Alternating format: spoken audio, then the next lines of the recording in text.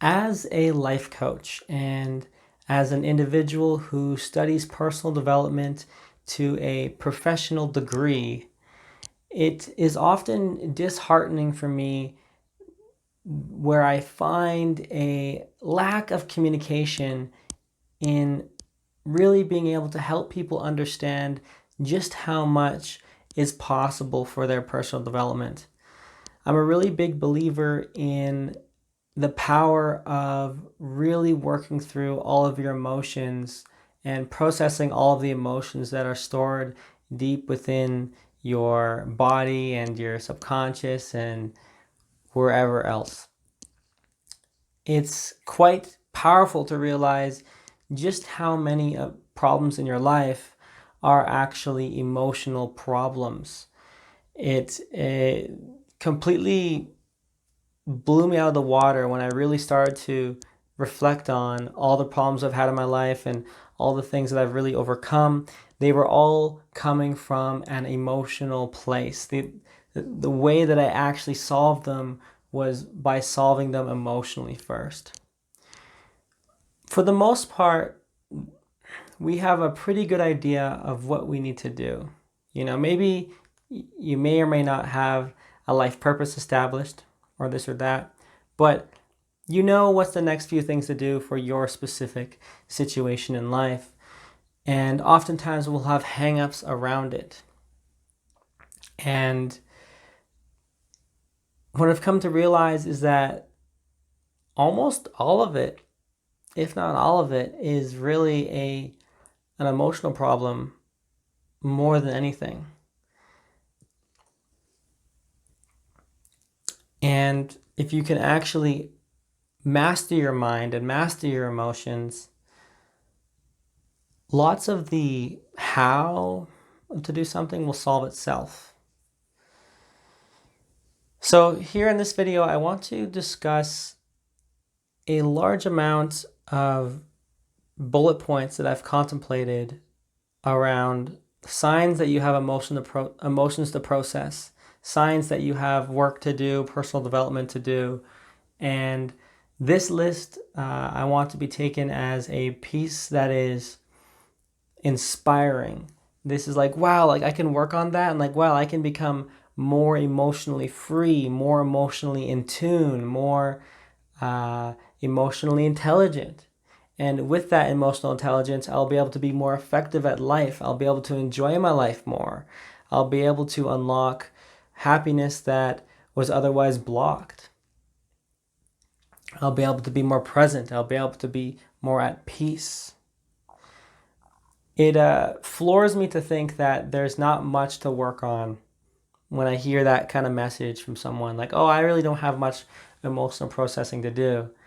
And here I am where that's all I see, especially, in my own personal life, in my own personal development, and in working with several clients. It's always an emotional problem. You don't come to a life coach to help you solve some sort of logical problem. We've got AI now for that kind of stuff to give us some simple logical answer and some step-by-step basis. But on the actual follow-through and the actual resolve and on the actual changing of our psyches, that is the real work. That's the emotional work. That's the stuff that takes development over time. That takes investment. That takes participation. And so here's a list around signs that you have emotions to process. Areas where you can look in your life or in your mind where you're like, oh, yeah, that's a little to-do list item now to figure out how to process that emotion that is locked in there, that is locked in that block in my life or that block in my mind, or that block in my happiness or in my relationship with someone. So let's get to this list. So the first one, and this is really foundational to absolutely everything, is the unwillingness to face truth. Fundamentally, so much of our emotions are wrapped up in this inability to face reality, the inability to really accept life for what it is, to accept people for what they are. So often we're attached to how we think things should be, when reality shouldn't actually be anything. How could reality should be a thing? Like, how could reality should itself into one way? How could reality bias itself in some way? That is a projection that we put onto reality that is taking away from our connection to truth, to what is, to the present moment, to be able to love what is. So an unwillingness to face truth. Where in your life is there just a deep, tough truth, where it kind of stabs you and it hurts to face, but it's true, it's real. There's a lot just on that one theme alone. You can come up with a huge bullet list on what are all the truths that I'm not facing right now? What are all the ways that I'm not leveling myself with the reality of the situation? Where am I getting lost in fantasy? And some examples are like simple ones, like not checking your bank account, or not stepping on a scale, right? The avoidance of truth. Leo Gira on his channel actualize.org has a beautiful lecture on why truth is the number one value and the avoidance of truth. So he goes more into depth on that. My next point is another sign that you have emotions to process is that if you have addictions of any kind, and this goes for hard addictions and soft addictions. So I'm defining hard addictions as anywhere from gambling to alcohol to pornography to media addiction, sex addiction, food addiction, television, YouTube, like whatever it is that you're addicted to, right? If you really look closely into these obsessive behaviors, you'll find that there is some sort of emotion that you're running away from. And that goes into the next point around, dovetails into the next point around the inclination to distract yourself, or the inclination to participate in distractions of any kind. Fundamentally, can you sit in a room and just be content? Notice your tendency to distract yourself, to be entertained, to run away from boredom. And then the soft addictions, so those are the hard addictions, right? The media, gambling, whatever, marijuana, hard drugs, right? Obviously, heroin, cocaine, right? But then there's soft addictions, which are judging people, thinking in general, trying to think your way through a problem. So many times we'll have a problem and we're trying to think our way, and that's really us just trying to control reality. We're trying to control some situation by thinking our way through it, when really it's just an emotional problem, and usually there's actually something to let go of. Going more towards now the bullet point of the inclination to participate in any distraction. So even going to the gym can be a distraction in the context of having something else defined as your focus. So if you defined being emotionally healthy as your focus and you kept on obsessively going to the gym, that can be an addiction of sorts. However, I will say going to the gym is a beautiful way to process emotion. I even recommend it. But the point is you can process emotions on an even deeper level by facing them directly. Because, you can go in the gym and you can just blast some music to make you feel good and just lift some heavy ass weight to make yourself feel good. And to fool yourself that you've actually dealt with that emotion, when really is that you've coped with it. And yeah, working out helps coping. And I heavily recommend working out for helping to regulate the body, but it's not the core of dealing with your emotions, processing them, letting them flow through you, doing the emotionally difficult thing and let the emotion flow through you.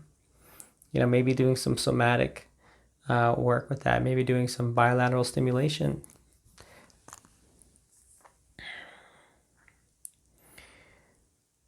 Notice, and so overall, like, to close that point, can you sit in a room and do nothing and be content? Or are you going to actually distract yourself in some shape or form? And obviously the biggest one is going to be our media, right? Our addiction to our phone. So here's a really big one. Emotions that are felt in your body, and they manifest as a feeling in your body. So for example, a pit in your stomach, a tightness in your chest, stress in your shoulders or your back or wherever. I've had people that have stress and it's like pressure in their head and they feel it strongly in the forehead. And it comes up with triggers of certain situations. That is a beautiful indicator that you got some emotional processing to do. That emotion is literally being held in your body. I'm not sure what the book is called, but there was a book written by Gabriel Maté linking every single disease to stress that is held in the body, where we never go back into that rest and digest mode of the nervous system. We're just perpetually in that fight or flight state. And if we hold on to this emotion too long, then our muscles get tight, they get knot up, and the stress, the cortisol, it stresses our organs, and organs start to fail, and all this fun stuff. So huge emotions in the body. Okay, and that's really held in, that's like trauma, right? That's going to be linked to something that you picked up in the past. Think about a phobia. Maybe you have beautiful example of something to emotionally process. You can actually get rid of a phobia in an afternoon with the correct technique. And yeah, it works. And it's funny, like people like, well, you can do that. It's like, yeah, like the body can do that. The body can heal itself, given you focus your consciousness correctly.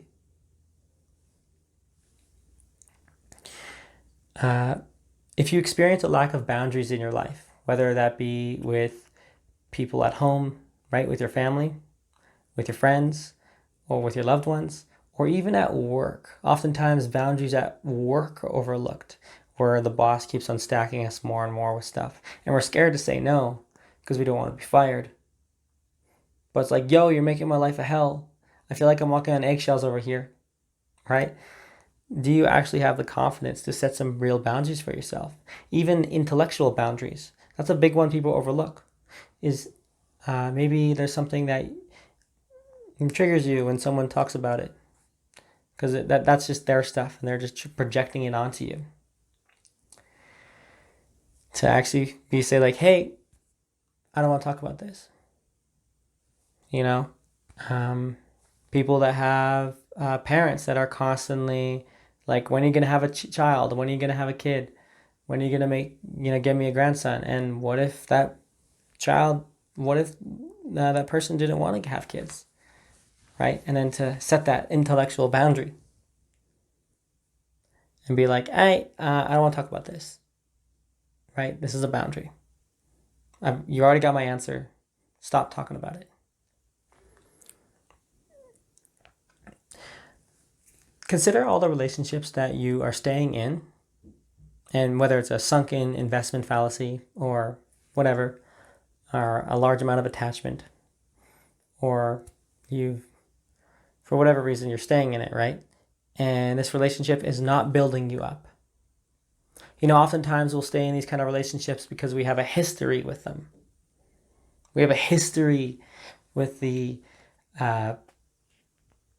person, and therefore we're not gonna rock the boat. It's like it's all fine. It'll blow over time. That kind of stuff. Like not having the courage to really address, like, hey, I know this is small, but this is triggering me because it's been like one dart after another over a long period of time. It's been wearing on me. It's been death by 1,000 cuts, right? And never having the courage to actually address it, right? There's emotions to process there. And, when you actually process those emotions, then you'll have the courage to set those boundaries. Who would have thought?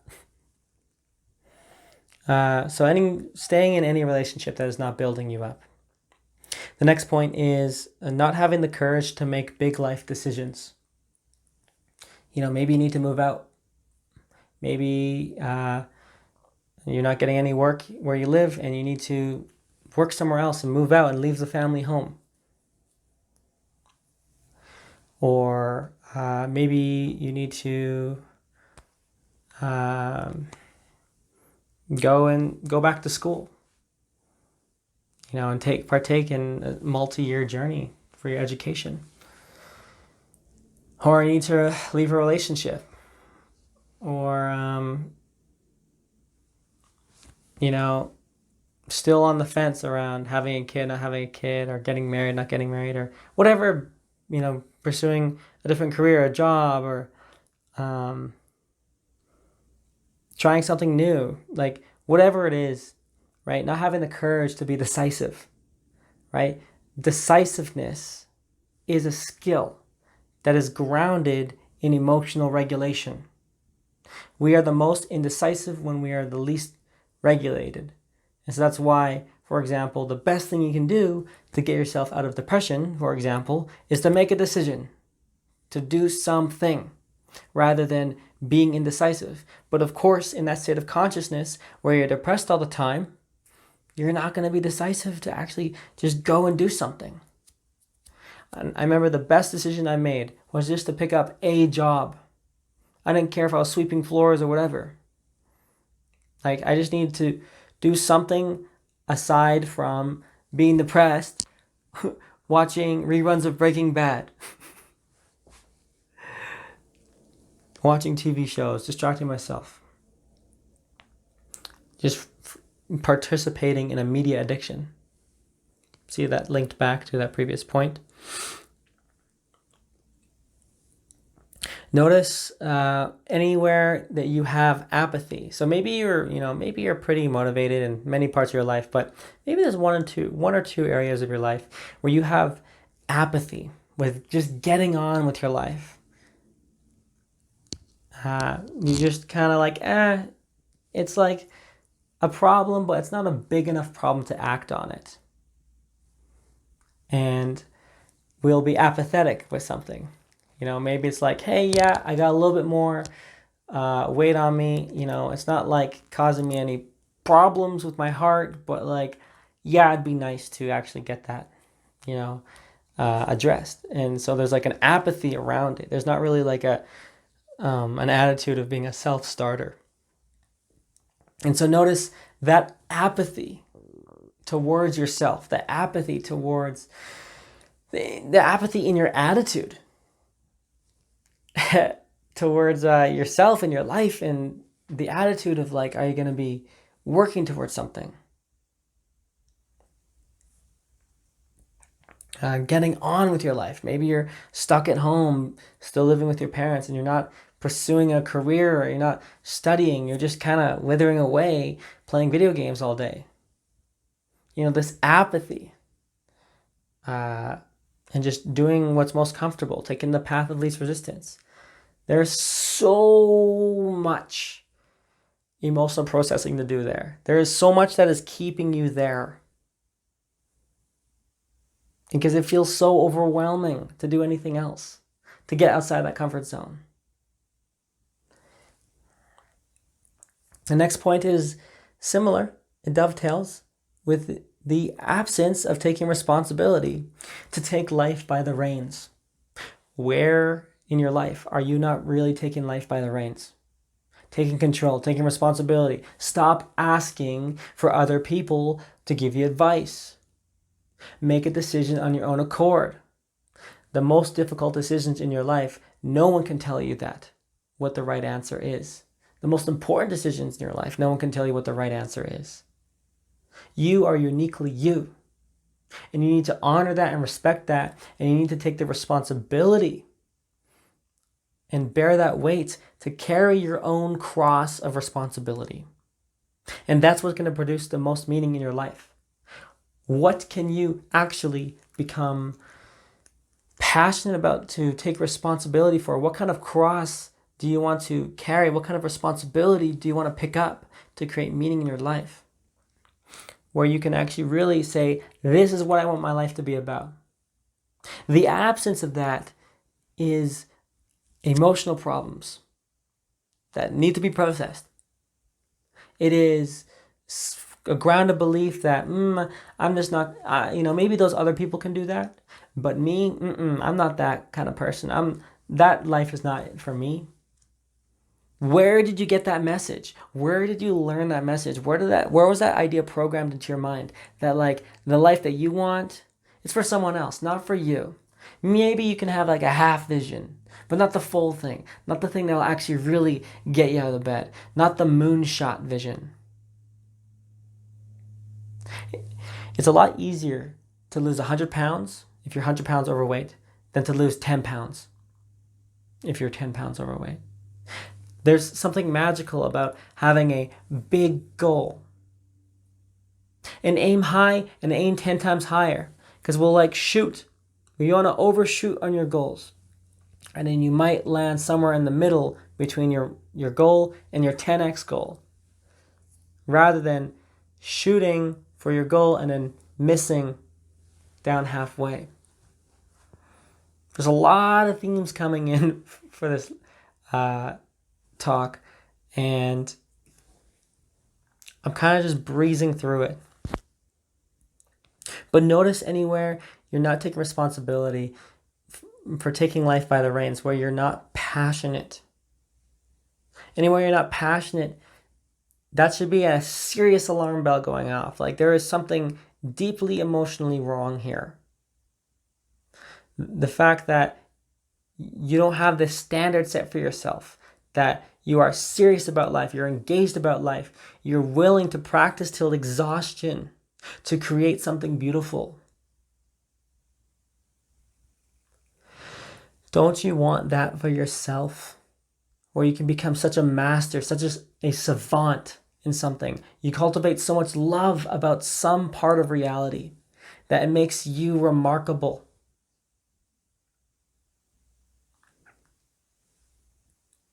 Oftentimes, we'll just throw away that responsibility. That responsibility is yours. And when you take that responsibility, you actually give yourself your power back. You take your authority back. You get your control.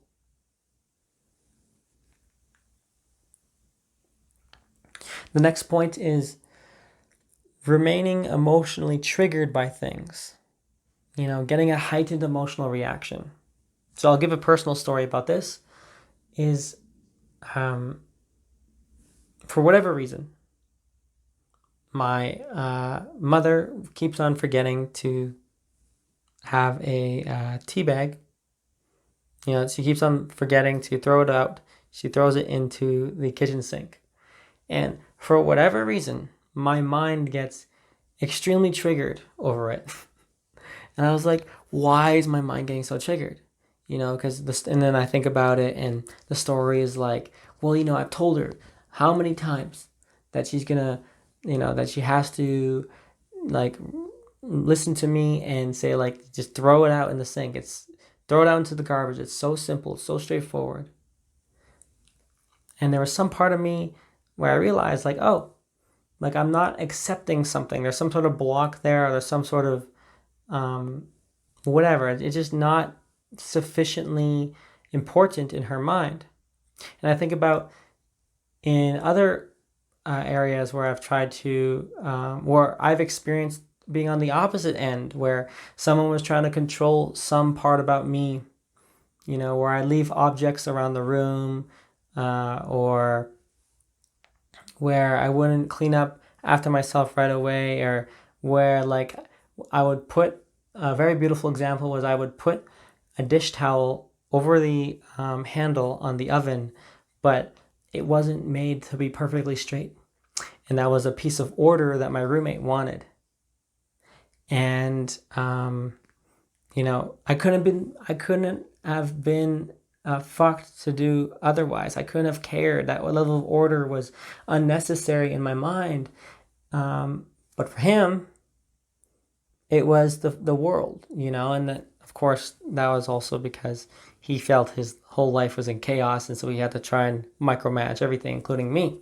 But besides the point is that what I have to do with this tea bag in the sink is letting go of like, okay, like, why is that triggering me? Why is that bringing so much emotion up? That'd be the same for my roommate there at that time. It was like for him to introspect and be like, why is that bringing up so much emotion? Like, what a beautiful opportunity for personal development, because there's so much emotional charge there. Like, what if, you actually really dug into it and you're like, oh, the tea bag in the sink or the towel that's not perfectly straight on the oven there, that's actually just my projection of me trying to order reality because I feel so overwhelmed and disordered myself. I feel so insecure myself, or I'm not able to accept the truth of reality myself. And boy, like those insights are beautiful. And then the emotions that run through that, and the forgiving other people and forgiving yourself. So beautiful point there. Notice anywhere you get uniquely triggered at something. Notice anywhere that you snap at other people. It is beautiful to realize those pockets in life where you just get a serious emotional reaction, whether it's anger or even fear, right? It's like, well, what is that? And this is also getting into that phobia territory perhaps as well. So next point here is an unwillingness to create the life you want. Dovetails with around taking responsibilities. I think it's complete insanity to not want to try and make this life that you have the best you can make it. This idea that like, I just want it to be simple. It's like, what? Like, and it's not that simple. Keeping your life simple and Spartan is a bad thing inherently. And in fact, I actually recommend that kind of lifestyle, to keep your life simple and Spartan, where you just really focus on what's important. And you don't be chasing all kinds of crazy stimulation and drugs and alcohol and partying and this and that. You just focus on cultivating a deep love for life, cultivating your relationships and all that stuff, and practicing something you enjoy, and getting really good at something, and learning about reality, and really soaking it in, and really being present and being calm and tranquil. But I'm speaking around having an unwillingness to like want to design your life. Like, why not design your life? What if you can design the kind of people that you're around? You can design the kind of person you show up as. The kind of career that you want. Maybe you want to be, let's say, a nurse, right? But you want to get so good at whatever it is about nursing that you can actually start to get yourself some special privileges around that. You can design it in such a way, or you're so good they can't ignore you, so you can get some special privileges, or in whatever it is, whatever the profession is, right? To kind of create your little pocket of reality, to create your little pocket of life, where life just fits like a glove, and then what everything you like, what you don't like, what your personality you're born with, and so you know how to design your home, your environment, what kind of friends to have, what kind of friends to not have, how much socialization to have, how much socialization to not have, Like for me, like I think about like this and having the willingness to actually go to science on your life, right? It's so inspiring. It's so beautiful. And I just, I'm disheartened, and it's a tragedy where I see people that they're unwilling to really maximize their life in this way, wanting more out of life.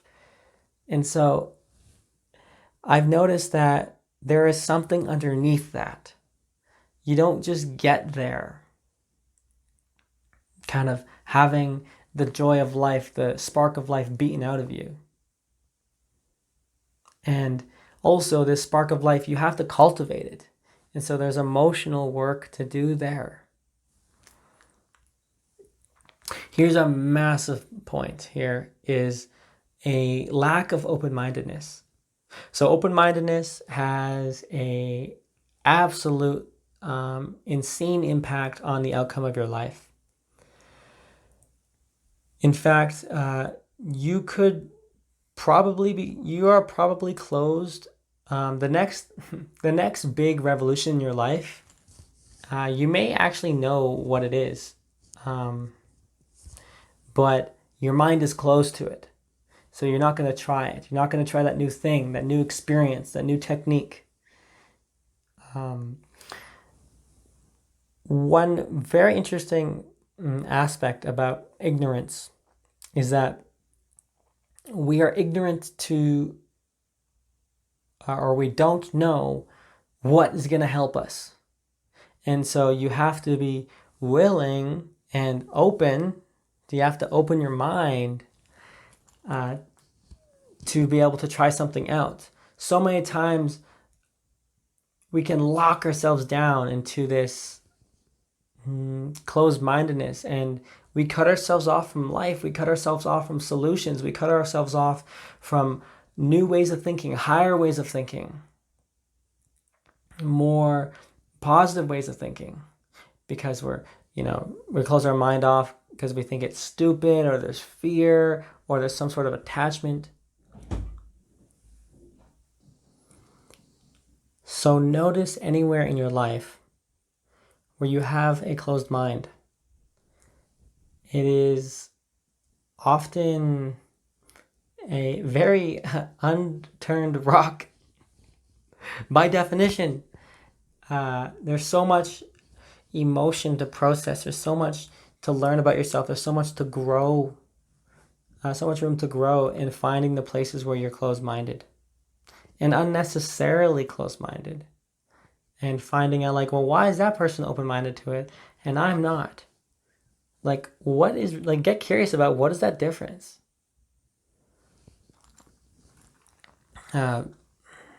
Leo has on actualize.org has some beautiful videos on open-mindedness.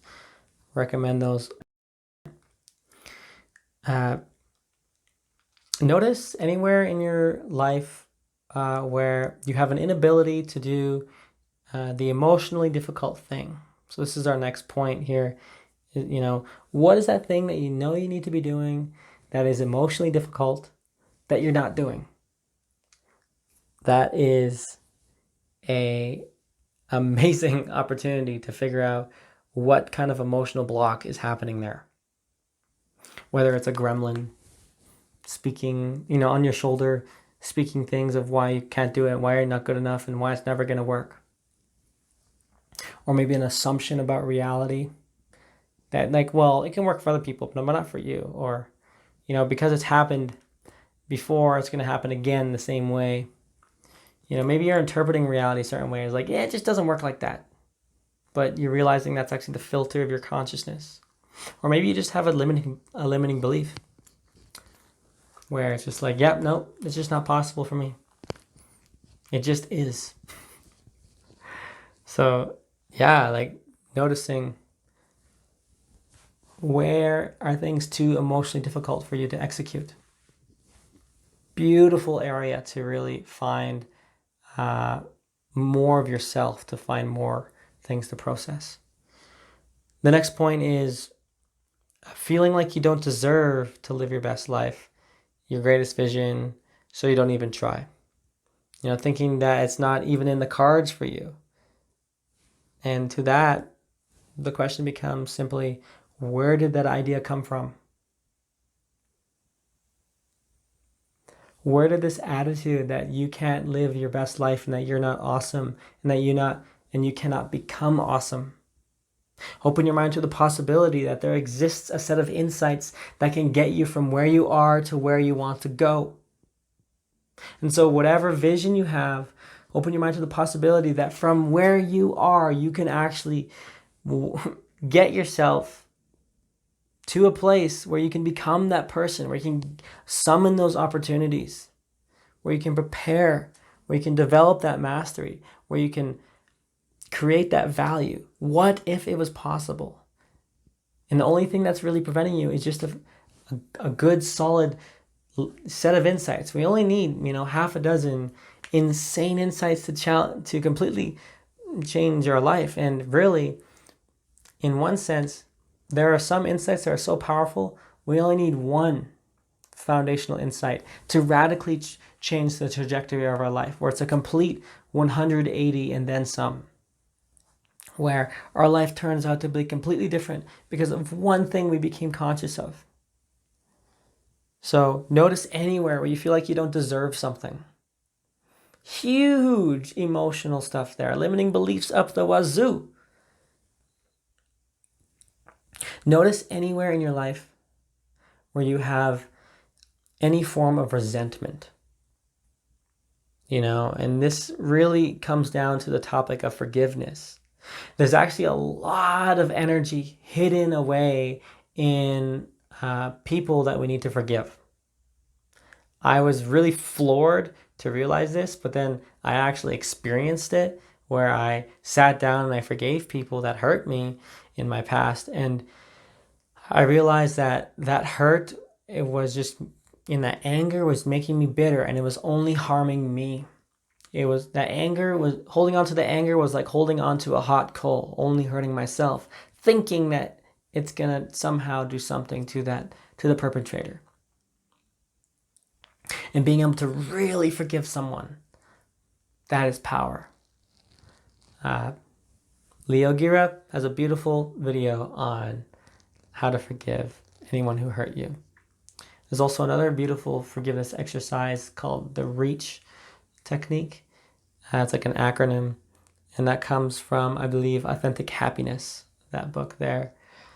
I don't want to, it's like, I think the guy's name starts with an M and then the second name is an S. But anyways, yeah. Forgiveness, huge. Any form that you resent someone, whether it's someone at work or an intimate relationship, of course, or your family members. And maybe it's happened decades ago, but you still have resentment about it. And it's almost even stupid to bring it up now, right? And so that's trapped emotion. That has to be released. That's a beautiful opportunity to really grow yourself. So, hopefully you're following along here in this video and you're making a list. Is like, wow, like, no, that's a good, like, that's 5 bullet points right there. I got 5 people that I need to forgive right now. And going through those exercises to really plumb into the depths of your consciousness so you can really let that stuff go. It's old stuff and no longer serves you.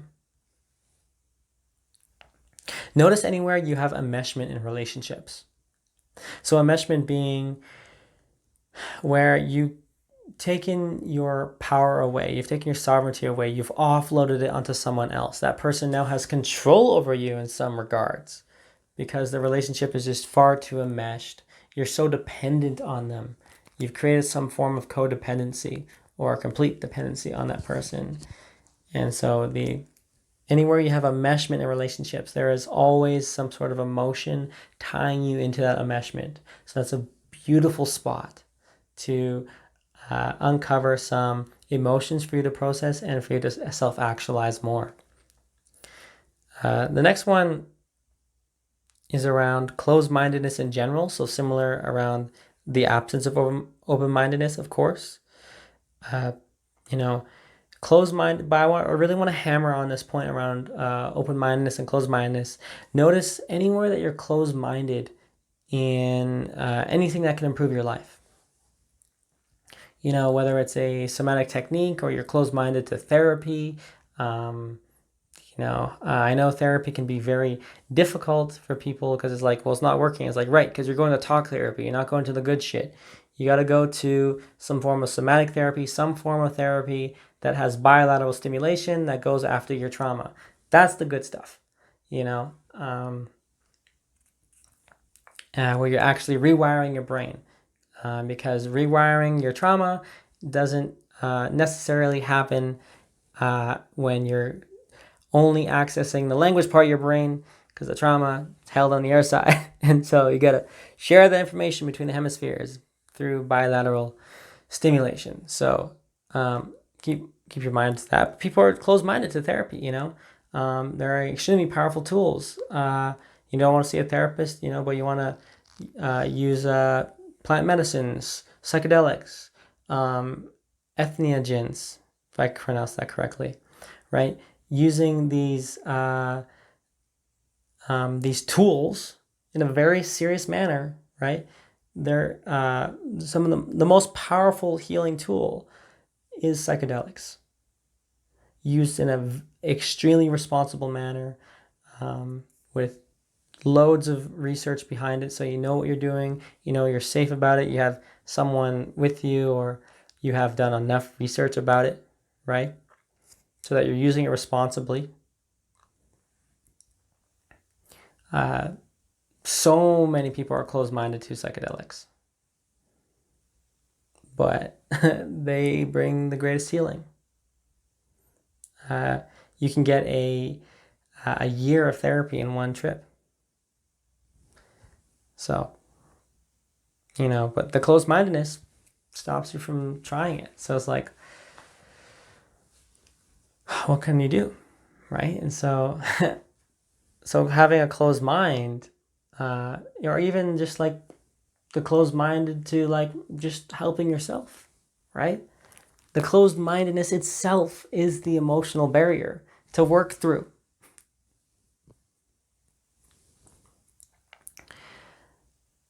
This is similar to another point around having resistance towards something to do the emotionally difficult thing. And it is the concept around the wall of awful. Anywhere that you experience a wall of awful, I have another lecture floating around here in this channel around the wall of awful. And this is a term that is coined in ADHD communities, where our brain does not see a task, it sees the emotional charge relative to that task. So if we had a negative experience with that task, we'll have a huge emotional charge with it, negative, and it'll be like a wall that we have to climb, right? So if you hate math, then you're going to have a wall of awful to pull your math textbook out of your backpack. Or if you hate your job, you're going to have a wall of awful to go and go to work, right? To get ready, right? Notice the time in your life where it was something you were excited about, and you had to wake up early, and you had to get up early, and you get all dressed and ready, and you were there early. You know, maybe it was a date, or whatever it was. Maybe you went to an amusement park of some sorts, right? Where you had to be up and ready, right? And you were ready to go. But then all of a sudden, when it's going to that work or that job you hate or school, you know, you have these walls of awful come up. It's like, oh, well, I don't want to get up. I don't want to have to get ready. Notice anywhere where you have a wall of awful. You can correct so much about your life by correcting that attitude that you have, and really digging deep and like, wow, there's some deep emotion there. It's like, why do I have this attitude where I'm apathetic towards my life? Where I don't have responsibility being taken. This attitude of responsibility is absent. What's happening there? Be curious about that. There's a lot of emotional work that can be done, a lot of self-actualization opportunity there. Notice anywhere where you're scared to talk to someone, especially if you're attracted to them. The people that I'm most terrified of are to talk to and strike up a conversation with, that are strangers, are people that I am the most attracted to. Obviously, and this is common, right? The person no longer becomes just a person. It becomes a manifestation of an ideal, and that ideal of judging me, right? And that fear there, and it's like, whoa, what is that? To become curious about that. It's like, how the hell can some random person have that hypnotizing quality about themselves, that I project onto them, where I have that fear? Beautiful opportunity to do that personal development, and do those emotional techniques, and to work through that. And so, next time you have someone that like, oh, I want to talk to them because they're really cute, and you're like, oh yeah, they're really cute, so I'm scared to talk to them.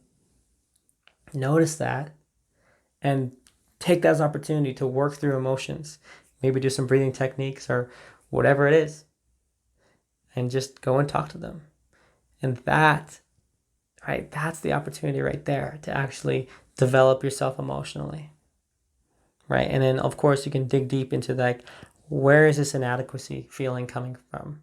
Like, why don't I feel good enough to talk to this person, right? And you can do that in your own, doing other techniques as well. And so it's just beautiful, visualization is a beautiful technique to really explore that part of your mind. We don't even want to visualize talking to that cute person, right?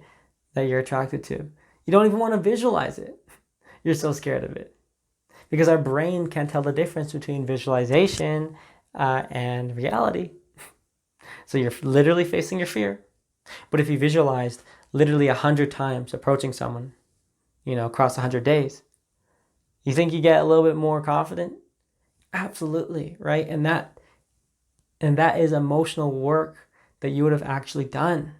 So beautiful, beautiful opportunity. Anytime you're shy, anytime you don't want to talk to people, out of shyness, right? That is an amazing personal development opportunity. Notice fundamentally an inability to sit and do nothing. So I touched on this earlier.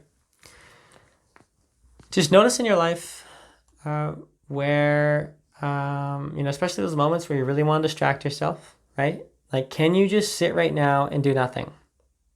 Like, to turn this lecture off and to stare at a wall for the next hour. It's so funny. I remember hearing, an amazing friend of mine. He's like, dude, I've gotten more insights about my life by doing nothing for an hour than I would have, through studying 100 hours of like self-help. It's like, yeah, because so much about life is wrapped up in the emotions and being able to face truth directly here, right now. That's all the answers you need. All that stuff, all the self-help is just selling water by the river. When the river is right here in this present moment, facing the truth right now, sitting with yourself right now, doing nothing and observing the mind, observing consciousness, observing reality, observing your emotions. And so meditation is probably, in meditation, and I'll put also in there meditative yoga, like Kriya Yoga, one of the most beautiful and important and impactful self-improvement habits you can get into. Notice anywhere in your life where you have an inability to discipline yourself. And, especially when disciplining yourself requires participating in, disciplining yourself requires participating in boring routines of practice, practice routines. This connects to this is why training your brain to sit with meditation and Kriya Yoga is critical, absolutely critical. You're not just training, the Kriya practice or the meditation practice. You're actually laying a fundamental emotional foundation to be able to sit with boredom. And so much of our life is just avoiding boredom, chasing one distraction after another, after we're so hyper-stimulated from our phones and media addiction hyperstimulating foods and connected to the news all the time around some crazy thing that's happening.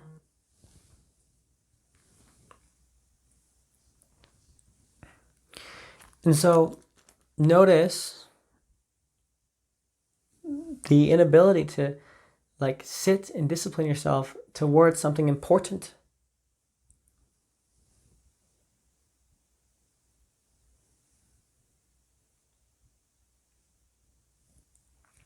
And if you haven't yet, find your life purpose. Find that one thing that you're super into, that skill that you want to create. Maybe you're an artist and you're not sitting down to draw an eye 500 times so you can master drawing eyes. Or maybe you're a speaker and you're not, standing up and speaking to people, and you're not writing speeches, and you're not like, what's preventing you from practicing? Maybe you're a musician. What's preventing you from writing songs and practicing it, and then practicing it again and again? Maybe to be a dancer. I think of Michael Jackson, how much he had to practice and how he practiced to exhaustion. That passion, that drive, that program that he had running in his brain or in his mind, right? Like that drive to discipline yourself, right? Like anywhere that you're not sufficiently disciplined, there's like, yeah, I would love to be more disciplined about this. What an amazing self-improvement opportunity. What an amazing opportunity to figure out how to master your mind and your emotions. Next point. Never creating space for you to decompress. And this ties into a next point around, notice if you're always feel overworked, overstressed, or overwhelmed. This is all for you workaholics out there that you got to be doing. And to sit and do nothing for an hour sounds like a match made in hell. That's exactly what that kind of person needs. They need to learn to sit and do nothing.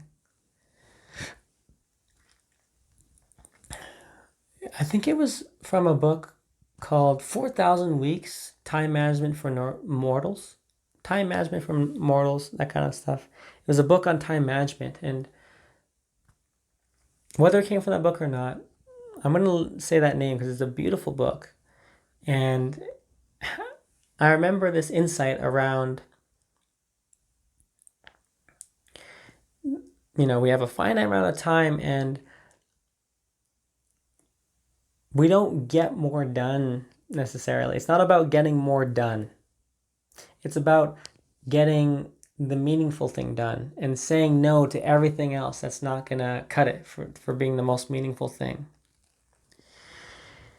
And when you're a workaholic and you're overstressed and you're trying to wind yourself tight like a top so you're stressed as hell, and you're never creating space for you to decompress and to rest, and you're always running on empty because you don't give yourself enough sleep. You don't give yourself enough free time, or you have that revenge procrastination because you do have a lot of responsibility, right? Where is that? That's all emotional. That's all opportunity to work on yourself in some way. Maybe you need to slow down. Maybe the life just demands it and you need to now discipline yourself a little more. Maybe you're just chasing the wrong things. Why isn't putting that much into your life, invigorating your life with spirit? Effectively spiritualizing your life. Where's all this effort going? If it's not building you up, if it's not making this life of yours more profound, if you're pouring yourself into this work, why isn't it filling you up? Why isn't it feeding your soul? Food for the soul, right? There's food for the body, right? Food for the mind, and then food for the soul. What are the things that you need to do in your life to feed your soul?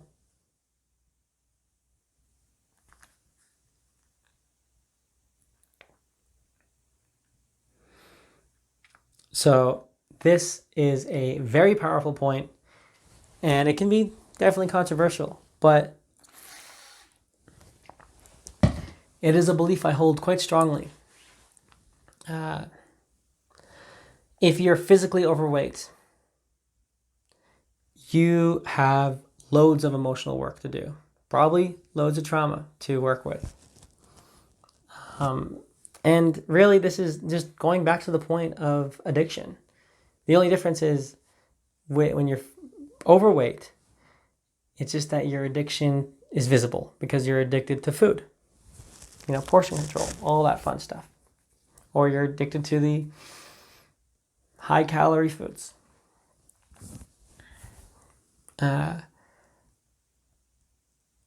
And there's like this unwillingness to actually learn like how to eat properly and to feel full and all that stuff.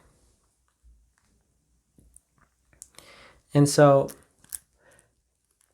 consider this, if you can't see your abdominals, then you don't have, then you have emotional work to do. Because if you really loved yourself, you would want the best for yourself, and that includes your health. And if you're disregarding your health and you're making poor choices and your body is reflecting that through overweight, right, and you're avoiding the truth because you're distracting yourself with food, you're numbing with food, that's all emotional stuff. To lose weight physically, you must first lose the weight emotionally. Otherwise, anyone can lose weight, but can you keep that weight off? That's the emotional part. That's kicking the addiction to food. That's healing your relationship with food and eating the correct things. And that's also letting go of needing to enjoy food ever again and only eating to live rather than living to eat. And so if just notice, maybe you're just a normal guy and maybe you just got like a little bit of a belly and it's like, okay, what's keeping this belly on? Is it a lack of education? Do I need to switch my food up? Do I need to count calories? I don't count calories. I switch my food up. I'll fast. I'll do a 36-hour fast once a month, and I'll work out twice a week, doing Mike Mentzer working out, and just through that, eating clean, right? Not eating loads of sugar and stuff like that. I now have visible abdominals. It's like, how the hell is that possible? Because I never eat to numb an emotion. For me, my addiction would be more around media. If I had like a really bad day, maybe I'd be more inclined to numb my emotions through media rather than food. So it's not even like a part of my life. And I remember I did a juice fast for 25 days. So 25 days straight, I would have like juice that I made, vegetable and fruit juice that was strained, so no pulp. So it was like a solid food vacation, and it was like the John Rose protocol and all that stuff. And what I learned during that time of having no solid food is that of how much we are dependent on food for our stimulation, for our satisfaction, for our dopamine, for that feeling of emotional satisfaction, the numbing or being satiated or feeling okay. When you can really become conscious of just how much that food has an impact on you, whether it's through some sort of fast, maybe it's a solid food vacation like I did that was 25 days, or or fasting, even for like 36 hours, which is a very manageable fast. You can become conscious of like, wow, like I've been actually using food to numb my emotions. And what a beautiful insight to come with that. It's like, wow, I just discovered more emotional work for myself. I just discovered a part of myself that I thought was actualized that is not. And then now I have a beautiful opportunity to integrate more of myself, to become more whole in my journey to become whole again. So physical weight is a astounding place to look for, building a beautiful body, right? The discipline that it takes to get lots of muscles, to make yourself look good, to organize your life in that manner, to control what you put in your mouth. Very powerful. You learn so much about personal development just by getting ripped alone. And you realize just how much of that is just emotional stuff. So do not underestimate that one. Definitely take that one up. Notice anywhere that you have irritability in relationships, especially in family relationships. With family, we feel safe. Well, depends on the family actually, but a lot of times we can feel safe to be angry, to show our anger, or to snap at our family members and to argue and this and that. For other people, it can be the opposite, where you've never felt emotionally safe to show your emotions, and that's a different story. And that's also an opportunity. Like, do you feel emotionally safe in your relationships? Do you feel safe to show anger? And there's a lot of people that never, if I was living in your home growing up, how would I know you were upset, right? Would I be able to know? Or would you have bottled that up? Did you have an actual outlet? Were you actually allowed to show those emotions? And if you weren't, right, then you're like, you might think like, well, anger is a bad emotion, but actually anger is a beautiful emotion, and it's a powerful emotion. It's an emotion that can get you out of a rut. Oftentimes when have a lot of apathy, we need to get angry at our apathy. We need to get angry at whatever situation is to actually light a fire under ourselves to get up and go. And so, this ties into, any irritability that you have in relationships. Maybe maybe your family member makes a mistake in something. Maybe they forgot to buy something from the grocery store that you asked them to, or whatever it is. And you get more snappy with them, or more emotionally difficult with them because they're your family member, because they should know, or they should be perfect. They shouldn't mess up, right? So notice any of that irritability present within yourself, and that is a beautiful opportunity to work through some emotions.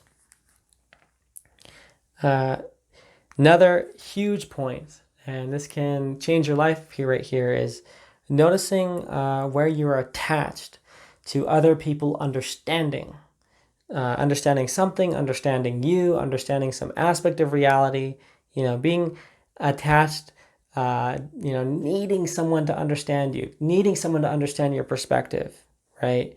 Especially family members, and also being attached to people to understanding you, being attached to people that are committed to misunderstanding you. You can see the complete opposite forces. There are people out there that are committed to misunderstanding you, and then you're sitting over here attached, trying to get them to understand because you're attached to them understanding. Make sense?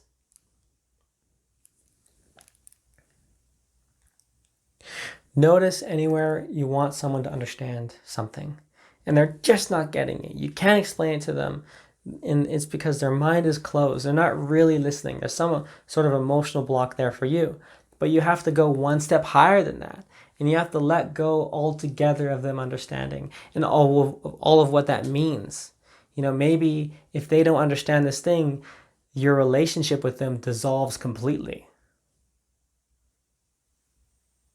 And maybe that realizing that they may never understand can expose maybe how much of a thin sheet of ice your relationship was already on. Maybe you realize the foundation of your relationship really wasn't as rock solid as you thought. Maybe the quality of character that you thought of the person that you're with really isn't the quality that you thought they were. Because, like, why don't they have the capacity to understand this thing? Why is this so difficult? And we can get so tripped up. It's like, why doesn't my mom understand that I don't want to have kids? Or why doesn't my dad understand that, that like I'm gay and like I can't change it, or whatever the example is. I'm just, coming up with examples here that some people can relate to for themselves.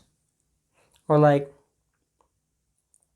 needing maybe also someone at work for them to understand why you do something a certain way, or maybe why you have an aversion to something. Like, why are you giving your power away to people by having them, by needing them to understand? This reminds me of a beautiful book written by Wayne Dyer called Pulling Your Strings, or Pulling Your Own Strings, one of the others. And there's a whole book about, how we give our whole power away. And one way that we give our power away is that, we need to try to control someone else's mind. Because really trying to get someone to understand something is just control their mind. You're controlling their level of ignorance or their level of understanding. This is something you can't control. And so it's complete insanity. But oh my God, how much do we stress over that? And so letting that go, the need for other people to understand, whether it's you or something about reality, or like why you're right and they're wrong, or you're not actually the bad guy, or, actually they're at fault, like, or, this is just the way I am. Why can't you accept me? This is actually my beliefs. Why can't you understand it? Why is your mind closed to that? Like, this is just how I am. This is what's most healthy for me. Why can't you understand it? And we're attached. And to really let that go completely.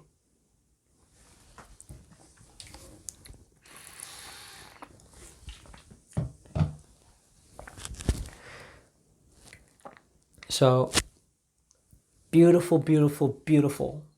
A place to find a lot of emotion trapped there, a lot of stuff to work through. 100% recommend looking for places where you're seeking to be understood. And where you have to let that go. And letting go also means accepting the truth of what that actually means for your relationship with that person. Sometimes that could mean leaving employment, because you realize that your employer just is not going to understand. And that's a real tough pill to swallow, but that's truth. And that connects right up to the first point around the avoidance of truth. All of this can be put into the avoidance of truth. So what is it about someone's inability to understand something that you're not accepting right now? The next point is not wanting to be healthy. A disregard for your health. An absence of self-love or self-assurance. An absence of feeling that you're important. You'll see, people that are smoking, people that are, poisoning themselves in some way. Maybe they're beating their body down. They're not giving their body the sleep it needs, or whatever it is. Like, that value of health is just not there. Like, where if you sufficiently valued health, it's non-negotiable.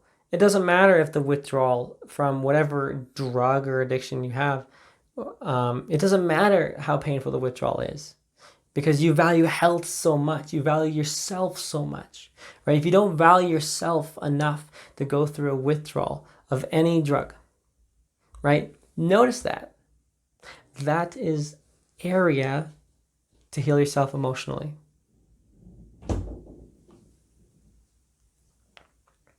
So if you do not want to be healthy, and health is not on the top priority or one of the top priorities of your values,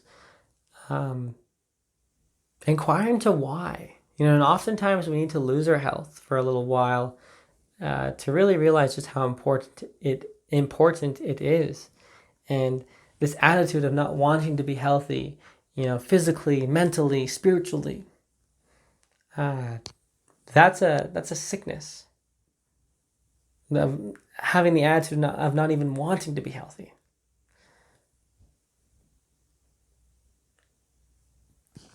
And there is a lot of emotional stuff you can find there to self-actualize. The next is low self-esteem, right? So a belief in self-worth and self-effectiveness. So what do you believe you can do?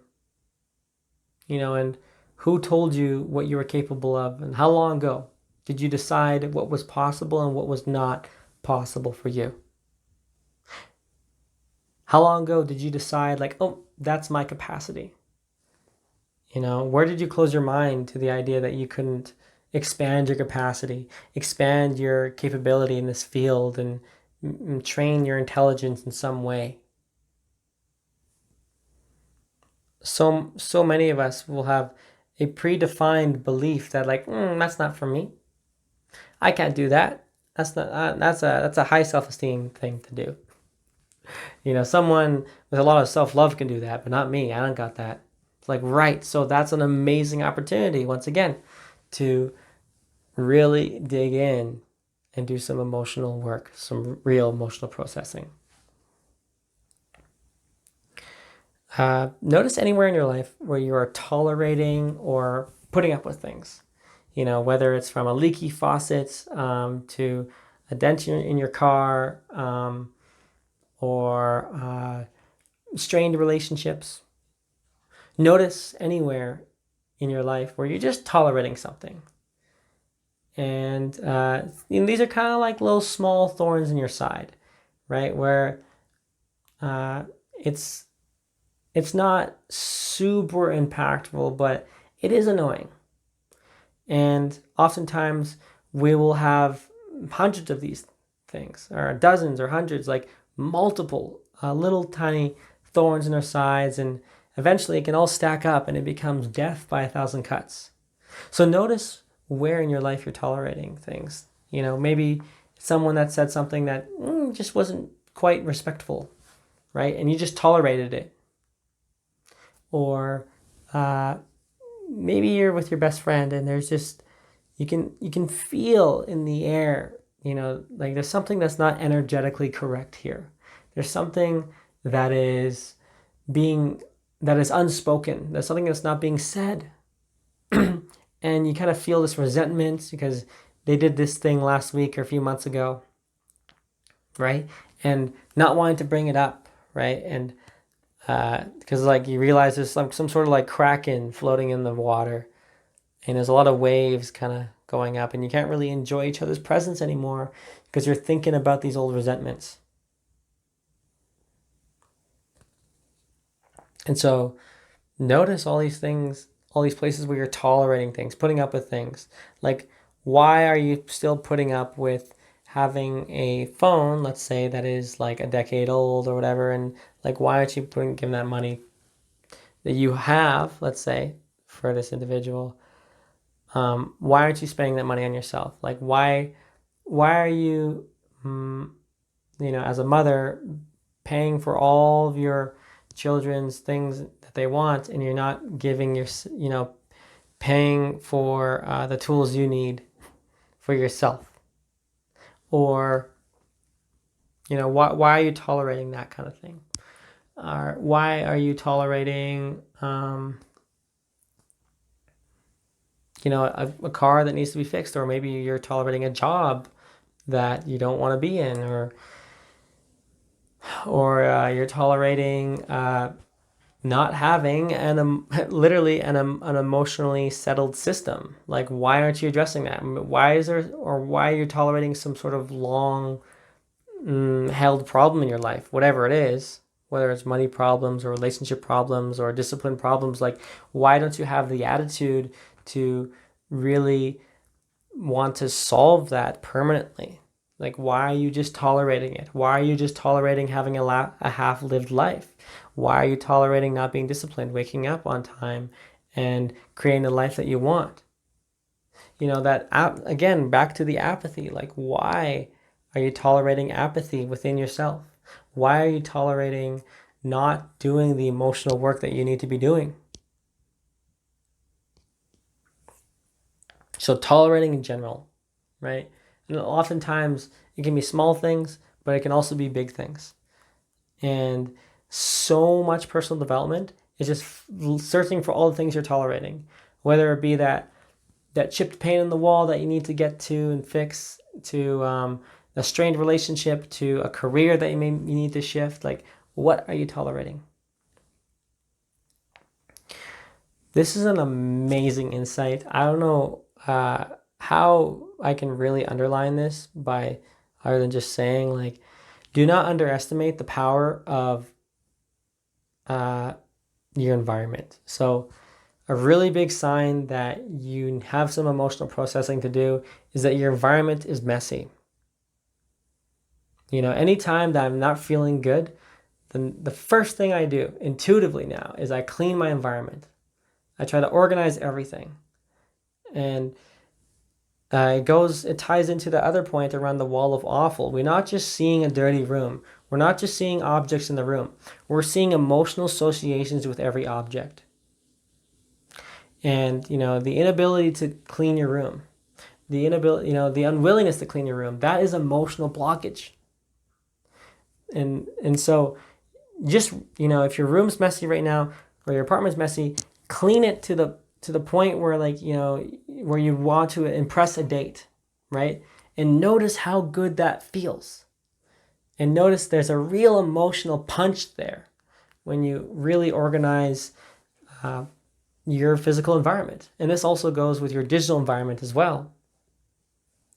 How you organize your files and stuff like that. Being organized. An organized mind is a happy mind. And that also goes into, your environment being an extension of yourself and an extension of your mind. It's a reflection of your mind.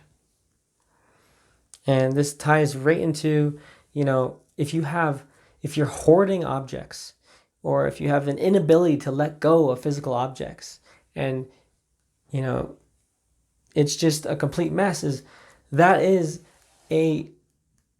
such a strong sign around you got some emotional processing to do. Why can't you let go of that thing that you don't use ever anymore? Like, I remember,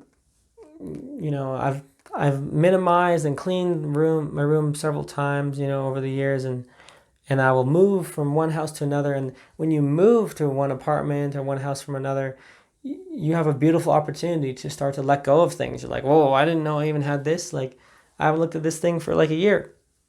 I don't need it anymore. And I remember, especially when I was younger, growing up, letting go of a lot of toys that I had. It's like, I enjoyed them for years and I became emotionally attached to these toys, but I'm just not playing with them anymore, right? And that was an emotional thing, and there was a part of me that grew when I was able to actually finally let that go, because I was letting a part of myself, my old self, die so my new self has some room to be born. And so notice anywhere that you have a hard time making a decision to let go of physical objects in your environment. Beautiful opportunity to do emotional work right there. There's emotions hidden behind there. And the last point here is, indicators that there's work to do for yourself, emotional work to do, is anything that has happened in the past that still bothers you in the present. And in fact, that is really what I personally like to define as trauma. So anywhere in your life, whether it's something that someone did last week or 20 years ago or whatever it is, and every time you think about it now, you kind of get that ick in your consciousness. Maybe you get a pit in your stomach. Maybe you get anger. And, maybe you feel hurt. You feel sad. Whatever it is, there's still charged emotion with that. That is the number one thing where you can as the number one thing that you can really unlock your life with. There's so much trapped emotion where there's so many things that trigger us and so many memories of the past that trigger us that it takes up real estate in our mind to the point where we can't even focus on the present moment. And you're wondering why your focus is shot. You're wondering why you're constantly distracting yourself. You're constantly distracting yourself from the present moment because your present moment is all these emotions that are coming, all these memories that are coming up, all these unresolved things that are from the past that are coming up and clouding your consciousness, taking up real estate in your mind. It's like, no wonder you have an addiction to this and that. No wonder you're distracting yourself. No wonder you don't want to face truth. No wonder your body looks like that. No wonder you have apathy. No wonder you are not disciplined, or you don't have even the desire to improve your life. You're already overwhelmed. So notice, dig through your entire life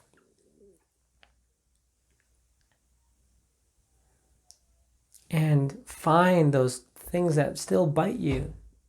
I'll call these trauma bites. Find these things in your life that still bite, and those to work through those. And so what I like to leave you with is a couple ideas around how to work through these emotions. There's different kinds of ways, and there's different techniques that are effective for different things. And what is effective for one person's brain will maybe not be effective for another person's brain. And so it's really individual here, right? You'll have techniques like meditation, do nothing technique. Oh my gosh. Like where I just sit there and do strong determination sitting, do nothing meditation technique. I'm like sitting there like a statue, and I'm letting the anger flow through me completely in process. And what a magical experience that was. Or doing Kriya Yoga and watching, through the breath work and all the techniques there, watching that emotions get blasted to smithereens and to really become present in the moment, right? So there's those daily practices, right? Journaling, of course, visualization. Visualization is actually underappreciated, I would say. Even affirmations. There was an affirmation that changed my life, which was, I am completely independent of the good and the bad opinions of others. You say that for 5 minutes straight. You do that for 90 days. Completely rewired myself. And then there's more impactful, more deeper techniques. There's a program out there called the self-authoring program. And really, it's about writing about your life, writing about your past, writing about your present, and writing about your future. But focusing on writing about your past, right? And writing about all the memories that has shaped you. And these are going to be the traumatic memories, the memories that still have a lot of emotional punch to them, right? The process of actually writing about it and entering your mind into the area, that is a lot of therapy in itself. But then, through that time, you'll still find things that still have a bite. And you still maybe have that pit in your stomach that you can't quite release. Or that, that tightness in the neck that you can't quite release. Or whatever it is, right? The emotion is stored in the body. That's when you go for a deeper technique where you're involving bilateral stimulation. So very simple, you're just tapping on the left and right sides of your body while focusing your consciousness on the emotion and the core memory of that. So you're floating back to the earliest memory you can associated with that feeling, and then desensitizing it through bilateral stimulation, because the bilateral stimulation is introducing a stimulus telling your brain like, hey, there's nothing wrong happening here. You don't need to have such an over sensitized reaction. So, and that can be done solo. That can be done with a therapist. It's very easy to do it with that, or some sort of somatic practitioner. You can even do this with, with pairing with exercise, because, even like running. But that, right, that's a very powerful technique, right? And that can even be done independently on yourself. And bilateral stimulation there, very powerful. And of course, the most powerful one is to use plant medicines, psychedelics in a responsible manner. That's going to just take a wrecking ball to that part of your emotions. And that has to be exercised with extreme caution. But it's effective. And what's great is more and more scientific studies are coming out proving the effectiveness of these medicines. And so, noticing there's a lot of ways that you can heal yourself. There's a lot of techniques. There's some that are more powerful than others. There's some that are more holistic than others. Like meditation, for example, it's more of like a slow burn, right? Where, you meditate for, let's say, 20 minutes or an hour a day, and you do that for a year. And, one day you're just going to be meditating, and all of a sudden, like, your mind's just going to flood with like all this trauma that you've had, and you're just going to sit there and just be mindful and notice it, and you're just going to let it process, and it'll just kind of bubble up, and then it processes itself. Oftentimes we're so distracted we don't actually give ourselves the time to process things.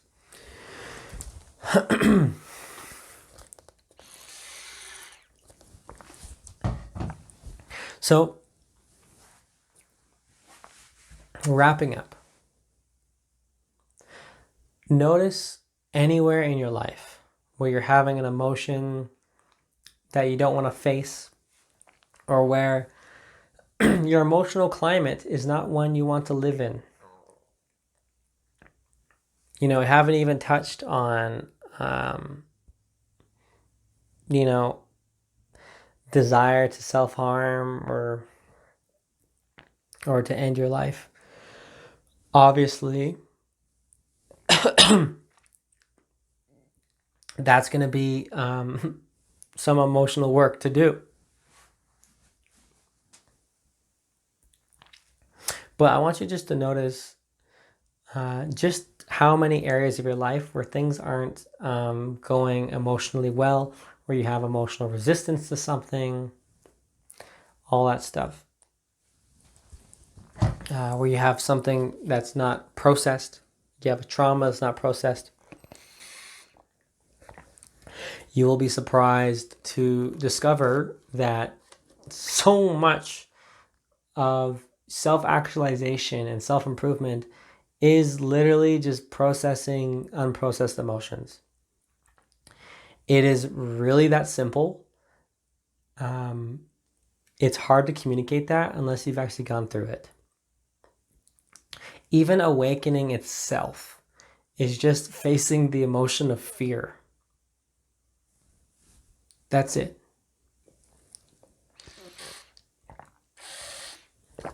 Deconstructing reality to the point where things are starting to get pretty scary, and still having your curiosity plow through that. It's all just fear. The life that you want is through that mountain of fear. And so often, fear is a mile wide, but an inch deep. So have that courage to do the emotionally difficult thing and call the ego's bluff. Work with those emotions. You got this. If you found this talk useful, do all the things, like, comment, share it with a friend. Let me know what comes up for you. Let me know if you have more examples around signs that you have some emotional processing to do. Signs places where you can uncover opportunities for self-actualization. With that, thank you so much for watching, and I'll see you around. Take care.